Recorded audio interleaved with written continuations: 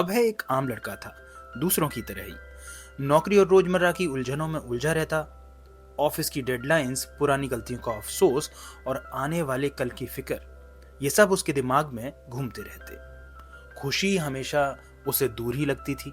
अब एक बरसात के दिन अभय एक छोटी सी किताब की दुकान पे गया। वहां पे द पावर ऑफ नाउ नाम की एक किताब पे उसका ध्यान गया। उसने तुरंत वो किताब खरीद ली और शाम को पढ़ना शुरू किया। किताब ने उसे वर्तमान में जीना सिखाया और उसकी अहमियत बताई, जिससे उसका नजरिया बदला।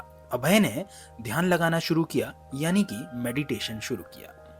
वो पार्क में तफरी के लिए जाने लगा, यानी घूमने जाने लगा। अब हवा की सरसराहट और चिड़ियों की चहचहाट में उसे सुकून मिलने लगा। उसने समझा कि बीते हुए कल और आने वाले कल की फिक्र में हम आज की खुशियों को तो नजरअंदाज ही कर देते हैं। किताब पढ़ते हुए अभय ने यह भी महसूस किया कि कैसे उसका अहंकार उसके फैसलों को प्रभावित करता था। उसने अपने आप को अहंकार से अलग किया और वर्तमान के जो क्षण हैं उनमें छोटी छोटी खुशियां वो ढूंढने लगा। इसके साथ साथ अभय ने अपने मन के छिपे हुए दर्दों का भी सामना किया। उसने अपने दर्द को गौर से देखा और पाया कि इससे उसका दुख कम हो रहा था।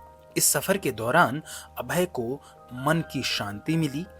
रोज की मामूली चीजों में भी वो खुशी ढूंढ लेता और उसके रिश्ते भी सुधर गए, क्योंकि अब वो ज्यादा समझदार और वर्तमान में मौजूद रहने लगा। अभय की जिंदगी में ये एक बड़ा बदलाव आया। उसके दोस्त और परिवार उसकी शांत और गहरी सोच से बहुत प्रभावित होने लगे। अभय ने सबको दिखाया कि वर्तमान क्षण में जीने और मन की उलझनों से मुक्त होकर एक सुखी जीवन संभव है। अब कई साल बीत गए और अभय द पावर ऑफ नाउ के सिद्धांतों पर चलकर एक सुखी और शांत जीवन जीने लगा। उसने जाना कि असली खुशियां तो वर्तमान में जीने में ही मिलती हैं।